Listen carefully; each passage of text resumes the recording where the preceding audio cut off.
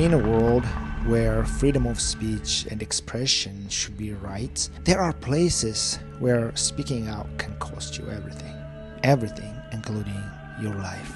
This footage I'm about to show you is not just disturbing. It's a tragic reminder of how far the world still has to go to protect human dignity and justice.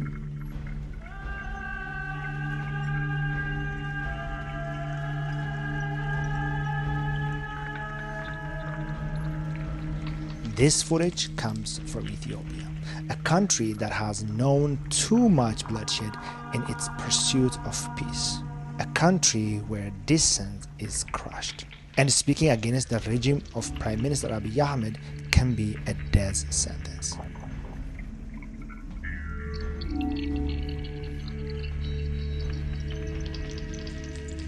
In this heartbreaking video, we witness the final moments of a young man's life. A life cut short simply because he dared to oppose a regime that, under the guise of peace, has brought nothing but pain, suffering, and fear to its own people.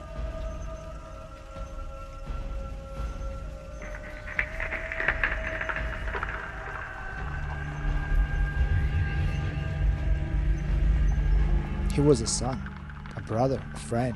Like many young men, he had dreams for the future, dreams of building a life, of helping his family, of making his mark on the world. But for him, his dreams would be shattered, torn apart by the very forces that are meant to protect him.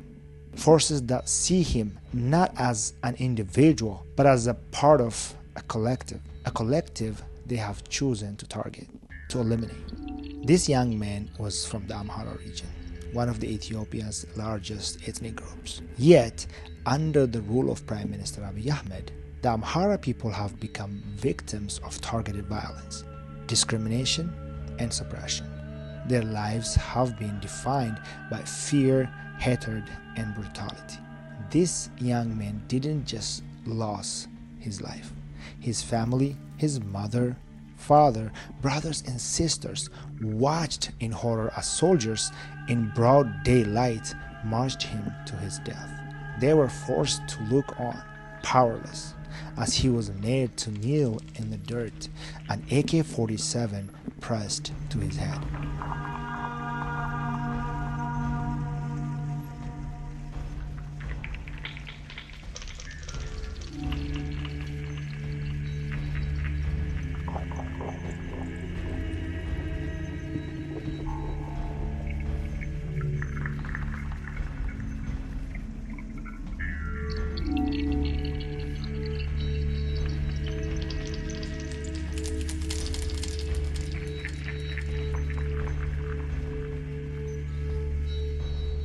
His family pleads for mercy, but their cries fall on deaf ears.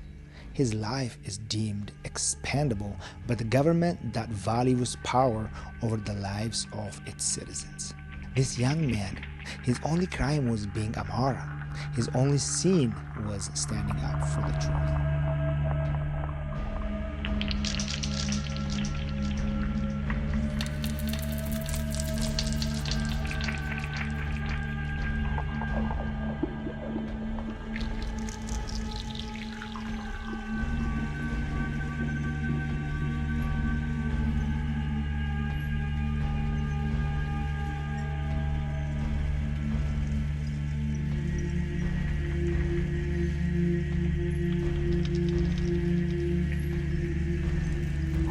This wasn't just the death of one man.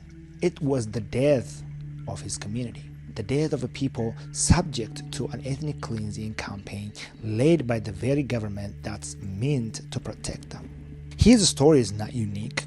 It's the story of thousands of Amhara men and women, children who have been massacred, displaced, or oppressed simply because of their ethnicity. The Amhara people, who have lived on their land for centuries, who are the founding fathers of the nation, are now being erased one life at a time. Their homes burned, their voices silenced, their memories wiped from history. The government's crackdown on the Amhara ethnic group isn't just a series of isolated incidents. It's part of a larger, deliberate campaign, an attempt to strip them of their identity, to erase them from the fabric of Ethiopian society.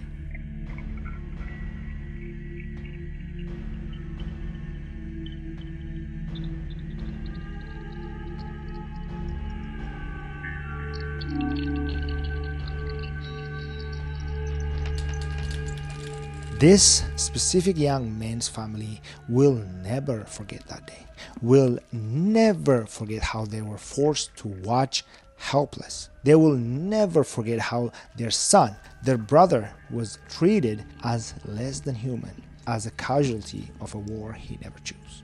But the pain of that loss ripples far beyond their home. It echoes across Ethiopia, where fear now hangs heavily in the air. It is the sound of a government that has chosen to divide, to kill, to destroy.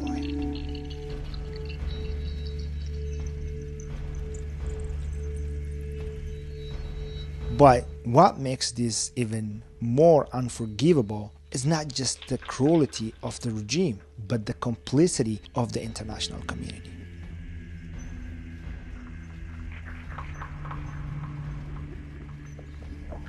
The Western world, led by a nation that claims to stand for human rights and democracy, continues to support this regime. They have turned a blind eye on the atrocities taking place, and in doing so, they have endorsed this violence. For years, despite overwhelming evidence of oppression, the flow of military aid, diplomatic support, and trade with Abiy Ahmed has continued. And yet, we wonder how many more lives must be lost before the world takes action. How many more families must suffer the unimaginable pain of watching their loved ones being executed for simply speaking the truth? What does it say about us when we sit in silence while innocent lives are torn apart?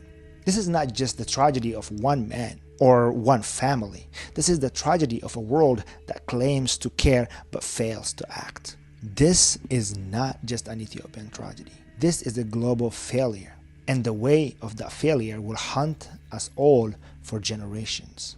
We cannot forget. We cannot forgive.